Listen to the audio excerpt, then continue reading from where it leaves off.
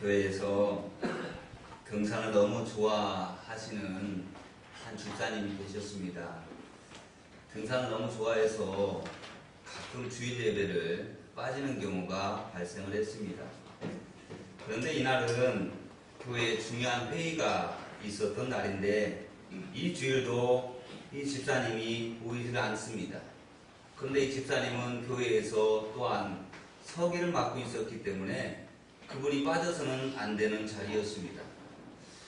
그런데 주일 예배에 빠진 집사님을 생각하니까 목사님이 너무 속이 상했습니다. 그래서 막 화가 치밀어 오르는 겁니다. 그래서 그분과 친한 집사님한테 물었어요. 도대체 이 집사님 어디 가셨냐고. 그랬더니 등산 갔죠 뭐 대답을 하는 거예요. 도저히 참을 수가 없어서 이 목사님이 그 자리에서 화를 내었습니다. 또 그놈은 등산이냐고. 산에 올라가다가 다리나 부러져버리라고. 그리고 나는데 하루 종일 마음이 복잡하고 안 좋은 거예요. 분명히 그 집사님이 가서 그 친구 집사님한테 말씀을 할 텐데 이 소리가 귀에 들어가면 이 집사님이 또 난리를 필 것이고, 그나마 성격도 까칠한 집사님인데 내가 말을 잘못했구나, 내가 실수했구나, 그때 내가 감정을 조금만 참았으면 됐을 텐데 이제 교회에 또 무슨 난리가 날까 하면서 조마조마하고 있는데 아니나 다를까 그날 저녁에 사택으로 누가 찾아와서 초인종을 누르는 겁니다. 올 것이 왔구나. 빼꼼히 그 문틈으로 보니까 정말 등산 갔던 그 집사님이 문 앞에 서 있는 겁니다. 이걸 열어줘야 되느냐 말아야 되느냐 고민을 하다가 그래도 안 열어주면 더 시험에 빠질까 봐서 문을 열어주었습니다. 문을 열어줬는데 이 집사님 손에 과일 바구니가 들려져 있는 것입니다. 그래서 집사님 웬일이세요? 라고 물으니 이 집사님이 하시는 말씀이, 목사님 오늘같이 중요한 날에 제가 또 등산을 가버리고 말았네요. 목사님 별 면목이 없어 너무 죄송하네요. 그런데도 불구하고 오늘 목사님께서 제 친구 집사에게 나를 그렇게 위로해 주었다고 하는데 날씨도 추운데 옷은 따뜻하게 입고 등산을 가셨는지 모르겠다고 그렇게 염려주었다는 말씀을 듣고 너무 감동받아가지고 과일을 사가지고 온 거예요. 사랑하는 여러분, 말은 어떻게 옮기느냐가 굉장히 중요합니다. 그 말에 옮겨지는 것에 따라서 그 말을 들은 사람이 마음에 천국이 되어지기도 하고, 그 말을 어떻게 옮기느냐에 따라서 그 마음이 정말 지옥 전쟁 같은 그러한 마음이 될 수도 있습니다. 말이 굉장히 중요하지요. 그래서 오늘 우리 옆에 계신 분들하고 인사하는데 우리 이렇게 인사합시다. 당신은 참 멋진 사람입니다. 라고 인사합시다. 당신은 참 멋진 사람입니다.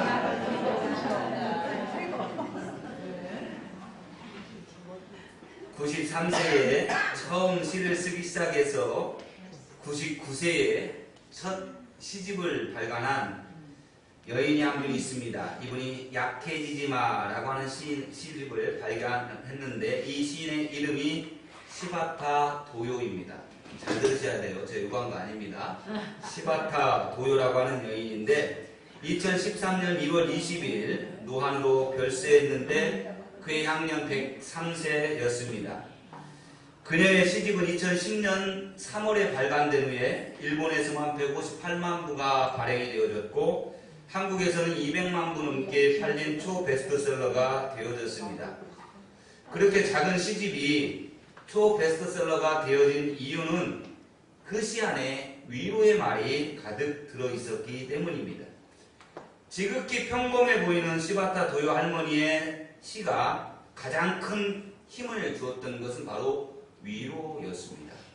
100년이 넘는 세월을 살아온 시바타 도요 할머니가 쓴 시 중에서 약해지지마라고 하는 이 제목의 시를 잠깐 소개합니다. 있잖아, 불행하다고 한숨 짓지 마. 햇살과 산들바람은 한쪽 편만 들지 않아. 꿈은 평등하게 꿀 수 있는 거야. 난 괴로운 일 많았지만 살아있어 좋았어. 너도 약해지지 마. 시바타 도요 할머니는 1911년 도치기시에서 부유한 가정의 외동딸로 태어났습니다. 하지만 10살 무렵 부모님의 사업이 어려워지고 결국 망해서 더부살이하는 인생을 살아갈 수밖에 없었습니다. 그는 학교를 더 이상 다닐 수 없었고 여관과 식당에서 허드렛 일을 하면서 더부살이를 합니다. 그런 와중에 20대에 이미 결혼과 이혼의 아픔도 경험을 합니다. 하지만 33살에 요리사 시바타 에이키치와 다시 결혼을 해서 이듬해 외아들 게니치를 낳았습니다. 그 후 재봉일 등 부업까지 해가면서 힘겹게 삶을 살았지만 정직하게 삶을 살아왔습니다. 1992년 남편과 사별을 한 후에 그녀는 우스노미야 시내에서 20년 넘게 홀로 생활을 합니다. 그런데 그녀는 외로운 구석이 하나 없어 보였습니다.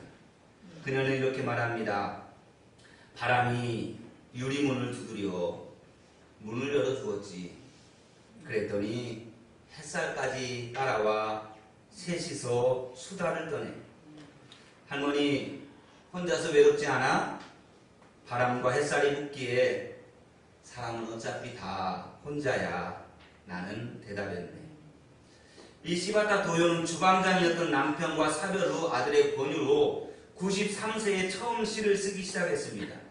그는 2009년 10월 자신의 장례 비용으로 모아둔 100만 엔을 들여서 첫 시집 약해지지 마를 출판합니다.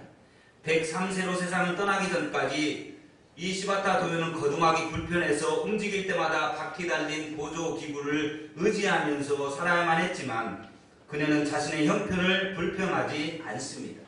오랜 세월 홀로 지냈지만 외롭지 않았습니다. 오히려 우리에게 큰 위로의 말을 해주고 있습니다. 인생이란 늘 지금부터야. 그리고 아침은 반드시 찾아오게 되어 있어. 그러니 약해지지 마. 여러분, 시 한 편이 주는 기쁨과 교훈은 우리가 생각하는 것 이상입니다. 시 한 편에는 인생의 모든 것이 다 들어 있습니다. 그래서 사람들이 시를 좋아합니다. 여러분 좋아하는 시 한 편이라도 있으십니까? 여러분 머릿속에 외우고 있는 시 있습니까? 아마 대부분의 사람들은 학교 다닐 때에 그때 외웠던 그 시, 그것도 처음부터 끝까지 알지 못하고 그냥 앞부분만 조금 아는 시들이 많을 겁니다. 요즘 우리 사회에서 참 많이 회자되어진 시가 한 편이 있습니다. 나태주 시인의 풀꽃이라고 하는 시이지요. 아주 간단합니다. 자세히 보아야 예쁘다. 오래 보아야 사랑스럽다. 너도 그렇다. 짧은 시이지만 이 안에 인생이 담겨져 있다는 것입니다. 오늘 우리가 함께 읽은 이 성경 말씀도 시입니다. 시편은 인간의 모든 삶이 여기에 담겨 있는 겁니다. 시편에는 인간의 희노애락, 다시 말하면 인간의 삶이 고스란히 담겨 있습니다. 그냥 삶이 아니라 하나님과 함께하는 삶의 이야기가 이 시편에 기록되어 있습니다. 그래서 시편을 읽으면 우리 인생을 볼 수가 있고 우리 인생의 해답을 찾을 수가 있습니다. 본문은 어떤 사람은 다윗이 쓴 시라고 말하고 이 본문의 제목처럼 고라 자손이 쓴 시라고 말하기도 합니다. 그 이유는 여러 가지가 있습니다. 그러나 더 정확한 것은 지금 이 시인은 매우 낙심하고 불안해 있는 상황 속에 있다라는 사실입니다. 이 시인은 지금 낙심하며 불안해하고 있습니다. 다행스러운 것은 낙심하며 불안해하면서도 이 시인이 하나님을 간절히 찾고 있다라는 사실입니다. 시편 42편 5절 말씀에 보면 낙심하며 불안해하면서도 하나님을 간절히 찾는 시인의 아름다운 모습을 우리는 엿볼 수가 있습니다. 우리 화면을 보시고 5절 말씀 함께 읽어보도록 하겠습니다. 내 영혼아, 내가 어찌하여 낙심하며 어찌하여 내 속에서 불안해하는가? 너는 하나님께 소망을 하라. 그가 나타나 도우심으로 말미암아 내가 여전히 찬송하리로다. 아멘. 우리는 왜 낙심을 할까요? 여러 다양한 이유가 있을 겁니다. 그러나 오늘 본문에서는 크게 세 가지의 이유를 들고 있습니다. 첫째는 자신의 마음대로 일이 안 되어질 때 낙심하는 것입니다. 오늘 보면 시편 기자는 낭망하고 있습니다. 그 이유가 무엇인가? 이 시편의 기자가 다윗이라면 지금 아들 압살롬에게 쫓겨서 도망자의 삶을 살아가고 있기 때문에 예루살렘에서 떨어져서 예루살렘에 올라가서 예배를 드리고 싶지만 예배를 드리러 갈 수가 없는 겁니다.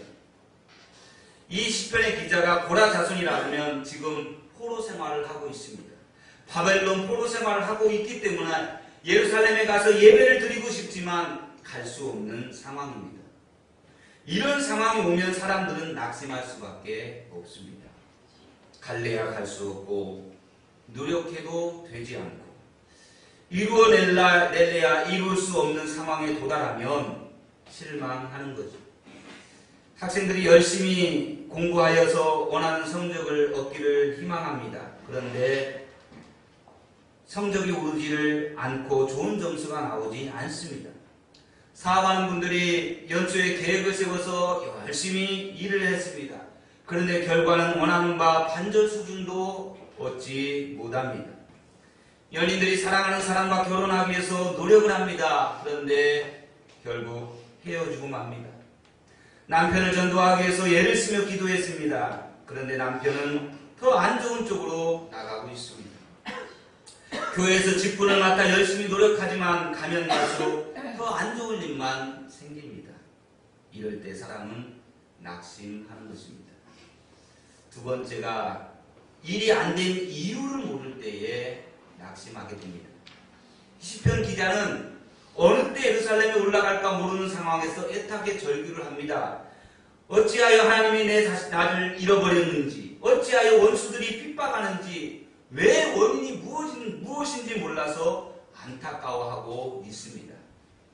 자신이 원하는 일이 이루어지지 않는다 해도 그것이 이루어지지 않는 이유를 알면 그래도 낙심해서 일어설 수가 있을 텐데 그 이유를 모르겠는 겁니다. 사랑하는 애인에게 편지를 써서 보내요. 그런데 회신이 오지 않습니다. 일주일 매일 써서 보냈는데 안 와요. 한 달이 지나도 답장이 없습니다. 그러면 실망하죠. 아, 내가 실현당했는가 보구나 라고 생각을 하는 겁니다. 내가 싫어서 답장을 하지 않는 것이구나 라는 것이죠. 그러나 그 여인이 외국에 가 있는 형편 속에 있었기 때문에 편지를 받아보지 못해서 답장을 못했다라고 하는 사실, 그 이유를 알면 희망을 버리지 않습니다. 공장을 가동하다가 갑자기 생산력이 저하가 되어져요. 도대체 이유가 뭘까? 라고 생각하고 여러 부분으로 다 신경을 써보고 기계도 다 고쳐보지만 안 됩니다. 이상하게 생산력이 계속해서 올라오질 않아요. 그럴 때에 원인이 뭔지 모르기 때문에 실망합니다. 희망을 가지고 그 원인을 알면 다시 할 수 있는데, 다시 일으킬 수 있는데 그 원인을 알지 못해서 그래서 낙심하게 되어지는 겁니다. 세 번째, 일의 결과가 다른 사람들로부터 좋지 못한 평가를 받을 때에 낙심을 하죠. 사람들이 이 시편 기자가 만약에 다윗이라면 너 그렇게 하나님 잘 믿는다고 하더니 너 결과가 뭐야? 결국 네 아들에게 쫓겨서 도망다니는 도망자 생활하는 거 아니야? 라고 하면서 비난하는 겁니다. 만약에 고라의 후손이라고 한다면 너 성전에서 그렇게 열심히 봉사를 하더니 겨우 그 결과 얻으려고 그렇게 봉사한 거야? 그 결과가 포로로 끌려가야만 되는 거야? 너희 하나님이 살아있다면 어찌 그런 결과가 나왔겠느냐? 열심히 공부해가지고 아이가 90점을 맞아왔어요. 그런데 엄마가 그것을 인정해주지 않는 거예요. 90점 맞아서 기분이 좋아가지고 엄마 나 이번 시험에서 90점 맞았네 하면서 성적표를 내보냈는데 엄마가 하는 말이 너 컨닝했지? 네 실력으로 이게 나올 수가 없어. 너 컨닝했지? 아니야 엄마 내가 정말 열심히 공부했거든?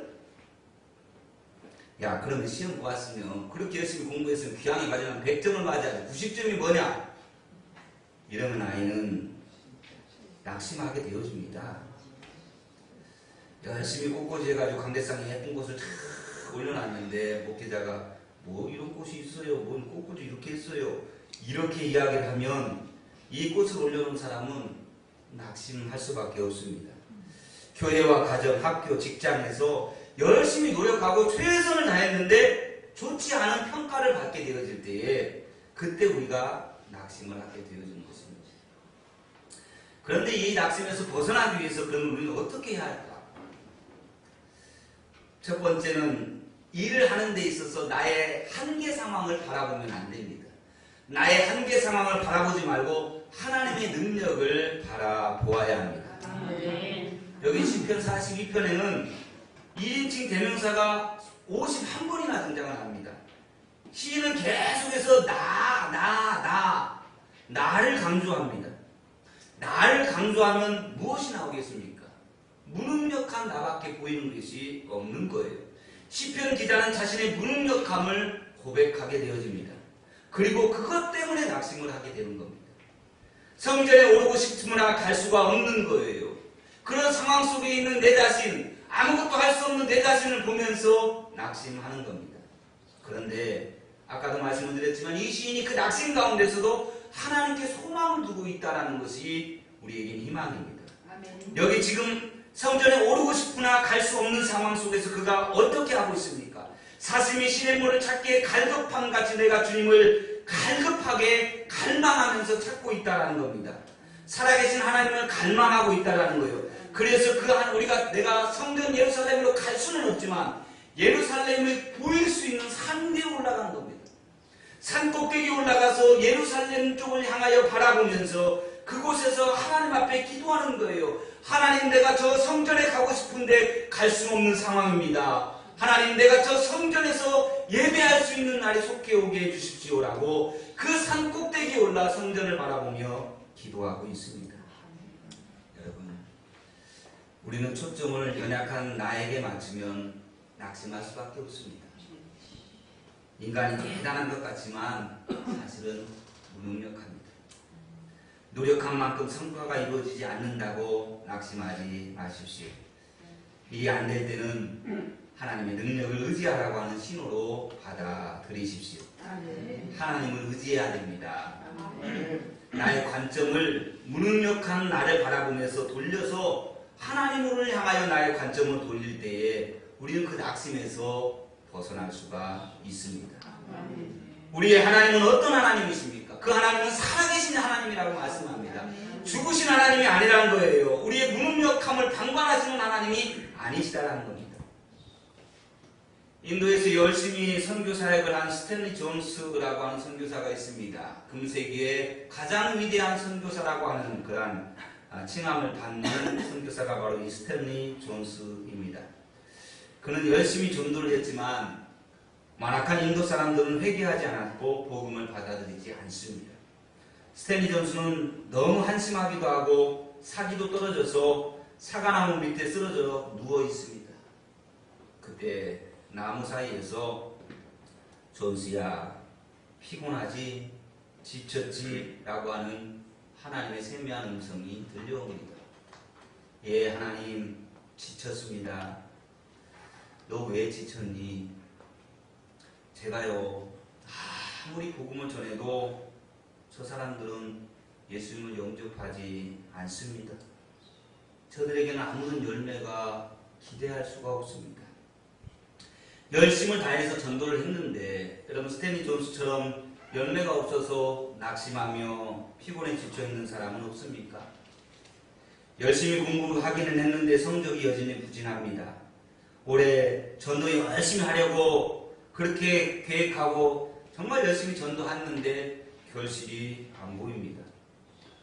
하나님을 위해서 돈 좀 많이 벌어보려고 했는데 성과가 나타나지 않습니다.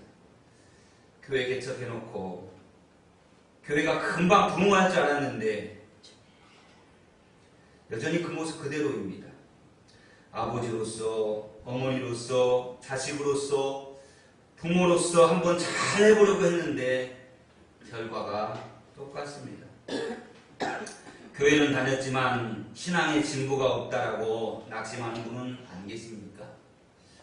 처음 시작할 때 굉장한 의욕과 결심을 가지고 시작했던 그 일로부터 손을 떼고 후회하면서 좌절하고 있지는 않습니까? 사실 저도 고백해보면 저도 개척하면 잘 되어질 줄 알았어요. 개척하면 일면 속된 말로 대박 칠 줄 알았어요. 그런데 잘 안 되더라고요. 설교하면 대박을 꿈꾸며 설교를 했습니다. 항상 설교하면 교인들이 큰 은혜가 쏟아져서 울음바라가 되어지고 성도들의 삶이 변화되어져서 나가서 열심히 복음 전하고 그리고 주변의 사람들을 전도하고 가족들을 전도하고 자녀들을 전도해서 매 주일 구원받는 자가 날마다 늘어나는 그러한 은혜가 있을 줄 알았습니다. 그런데 매주일 우리는 똑같은 얼굴만 보고 있습니다. 그렇다고 우리가 포기하고 낙심하면 될까요? 열매가 없는 것 같으나 뿌리가 땅에 묻혀 있으면 잎이 태양을 향해 펼쳐 있으면 반드시 좋은 열매가 맺게 되어집니다. 스탠리 존스에게 하나님이 그 말씀을 하신 거예요. 낙심하지 말아라.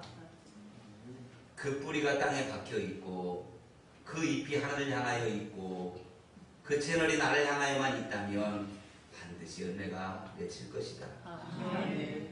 사도 바울은 말합니다. 나는 심었고 아볼로는 물을 주었을 때 오직 하나님은 자라나게 하셨나니 그런즉 심는 이나 물 주는 이는 아무것도 아니거든 오직 자라나게 하시는 하나님 뿐이니라. 하나님이 열매 맺게 해주십니다. 내 능력은 부족하지만 우리 하나님이 열매 맺게 하십니다. 그러니 나의 한계 상황을 바라보지 마시고 하나님의 능력을 바라보시기 바랍니다. 두 번째는 이유를 몰라 낙심하지 말고 약속을 믿고 찬양하며 나아가셔야 합니다. 오늘 본문에 보면 어찌하여 라는 질문이 계속 반복해서 나옵니다. 일이 잘 안 될 때에 이런 질문들을 우리는 던집니다. 그런다고 해서 문제가 풀립니까? 이유를 안다고 모든 문제의 답이 있는 것은 아닙니다. 인간 사회에는 이유를 안다고 할지라도 풀지 못하는 것들이 너무 많습니다. 우리가 어려움을 당하면 왜 이런 일이 내게 임했을까? 왜 하필이면 나에게 이런 일이 일어나는 것일까? 라는 질문을 하면서 낙심합니다. 그러나 이 낙심에서 벗어나기 위해서는 그 이유를 아는 것보다 약속을 붙들어야 합니다. 이유를 모른다, 모두 다 알고 있는 것이 얼마나 우리가 있겠습니까? 여러분, 우리가 밥에 대해서 얼마나 다 이해하고 밥을 먹습니까? 자동차에 대해서 얼마나 다 이해하고 우리가 자동차를 타고 다닙니까? 어떤 사람은 신앙도 다 이해하고 믿겠다는 사람이 있습니다. 어떻게 다 이해하고 믿겠습니까? 믿으면 이해가 되는 것입니다. 신앙인의 삶이란 설명보다는 약속에 의지하는 삶입니다. 여러분, 아이가 놀다가 다리를 다쳐서 골절상을 입었습니다. 병원에 가서 엑스레이를 찍었어요. 의사가 부러진 뼈를 맞추고 깁스를 할 것입니다. 그런데 이 의사가 엑스레이 사진을 가지고 와서 환자와 환자의 보호자에게 이 뼈의 성분은 무엇이고 골절의 이유는 무엇이며 수술 시 약물 투여는 몇 g을 할 것이고 이 약품의 효능은 무엇이며 이렇게 해서 어떻게 하면 어떻게 며칠이 지나면 낫게 될 것이다. 이렇게 장황하게 설명을 한다고 한들 이 환자에게 무슨 도움이 되겠습니까? 이 환자에게 차라리 앞으로 2주 후면 말끔히 나을 것입니다. 이 말 해주는 것이 훨씬 더 용기를 얻게 만들어주고 그리고 그 병을 호전시키는 것이 되어지는 겁니다. 하나님 우리에게 설명하라고 말씀하지 않았어요. 신앙은 설명이 아닙니다. 신앙은 약속을 믿고 나아가는 것입니다. 아멘. 반드시 내 삶에 하나님의 약속하신 바를 이루어질 거라는 믿음을 가지고 가는 것입니다. 아브라함도 갈 바를 알지 못하고 약속을 붙들고 출발했습니다. 하나님이 가나안의 지형과 앞으로 무엇이 전개될 것인지 설명해 주지 않았습니다. 그러나 그는 그저 약속을 믿고 갔습니다. 모세도 마찬가지입니다. 하나님 약속을 붙들고 이스라엘 백성들을 가나안 땅으로 이끌어 드렸습니다. 바울도 마찬가지입니다. 하나님의 약속을 붙들고 전 세계에 복음을 증거하면서 삶을 살아갔습니다. 이해하는 것보다 더 중요한 것은 하나님의 약속을 믿고 나아가는 믿음입니다. 아멘. 미국의 전 대통령이었던 트루먼은 퇴임 후에 고향 미주 인디펜던스에 가서 살고 있었습니다. 어느 날 트루먼이 기념 도서관에 갔을 때 어린 학생들이 지도 선생님과 함께 그에게 접근해 왔습니다. 그 중에 한 아이가 물었습니다. 대통령님, 대통령님께서는 제 나이였을 때에 인기 있는 학교 반장이셨지요? 아니, 나는 정반대란다. 눈이 너무 나빠서 안경이 없으면 아무것도 볼 수가 없었고 재주도 아무것도 없었고 운동에는 잼뱅이였지. 누가 큰 소리만 쳐도 바들바들 떠는 겁쟁이였단다. 아이들의 눈이 동그랗게 변하면서 아니 그런데 어떻게 대통령이 되셨어요? 그때 그가 아이들에게 이렇게 말합니다. 성경 말씀을 읽었지. 하나님께서 함께 하시면 못할 일이 없다라는 하나님의 말씀이 거기에 기록되어 있었어. 그래서 나는 무슨 일이든 중단하지 않고 중도에 포기하지 않고 끝까지 노력했단다. 하나님께서 내 등 뒤에서 서 계시니까 나는 그 하나님만 믿고 나아갔더니 하나님이 대통령의 자리에까지도 오를 수 있게 해주었어. 이 트루먼은 인간적으로 봤을 때는 연약한 사람이었지만 하나님의 말씀으로 용기를 얻고 확신을 얻었던 사람입니다. 하나님께서 함께 하시는 사람은 그래서 두려울 것이 없습니다. 언제나 하나님께서 함께 하시기 때문입니다. 사랑하는 성도 여러분, 그러니 낙심하지 마시고 자신 있게 살아가십시오. 아멘. 마지막으로 과거에 집착하는 사람은 사람의 평가보다 미래를 인도해 가시는 하나님의 평가를 기대하며 살아가십시오. 사람들이 조롱하는 이유가 무엇입니까? 과거에는 왕으로, 과거에는 성전에서 하나님의 일을 하는 사람이었는데 지금은 도망자의 삶을 살아가고 지금은 포로가 되었다라는 것, 그것 가지고 조롱합니다. 자기 스스로 과거에 대한 생각을 하게 되어지면 참 삶이 비참해지는 겁니다. 내가 옛날에는, 내가 왕년에는 이런 생각을 가지고 살아가면 안 됩니다. 사람들은 이것을 못 견뎌 합니다. 누군가가 자기를 인정해주지 않으면 견딜 수 없고 자기 자신이 다른 사람에 비해서 상대적으로 약해 보이는 것을 참을 수가 없는 겁니다. 그래서 우리는 늘 과거를 회상하고 내가 옛날에는, 내가 왕년에는 그것 때문에 낙심하는 겁니다. 사람들은 과거를 평가하기 좋아합니다. 그래서 우리를 낙심시키려고 하고 있습니다. 그러나 그것이 다 옳은 것은 아니다라는 것입니다. 사람들은 지금 우리가 왜 이런 어려운 상황 속에 있는지, 왜 이런 실망할 수밖에 없는 상황에 있는지 이해하지 못합니다. 그렇기 때문에 정확한 평가를 할 수도 없습니다. 과거를 생각하고 싶다면 나의 나쁜 과거만 생각하지 말고 처음 과거를 생각해 보십시오. 이것이 바로 첫사랑을 생각하는 겁니다. 아무것도 없이 적신으로 이 땅에 온 것만 해도 그걸 생각하면 지금 나는 가진 것이 너무나 많이 있지 않습니까? 내가 아무것도 없이 세상을 살아갈 때와 지금의 모습을 비교해보면 훨씬 나은 삶을 살아가고 있습니다. 내가 예수 믿지 않았을 때와 지금 예수 믿고 은혜 받으면서 살아가는 모습을 비교해보면 훨씬 더 우리는 기쁨 속에서 살아갈 수 있습니다. 사랑하는 성도 여러분, 우리는 인생 다 산 것처럼 그렇게 포기하고 낙심하지 마십시다. 아직도 우리 갈 길이 많이 남아 있습니다.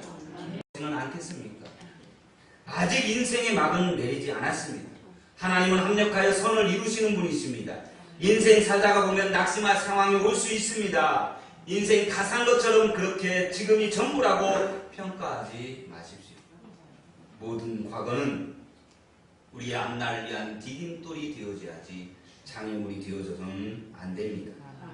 신앙의 선배들은 낙심되는 상황이 있었지만 낙심하며 인생을 포기하지 않았습니다. 요셉은 17살에 꿈을 꾸면서 성경에 본격적으로 등장을 합니다. 설렘과 기대가 있었을 겁니다. 그런데 그에게 찾아온 것은 무엇입니까? 죽음의 고비, 인신매매, 노예였습니다. 얼마나 낙심된 삶이었겠습니까? 그러나 그것이 요셉의 인생의 끝이 아니었습니다.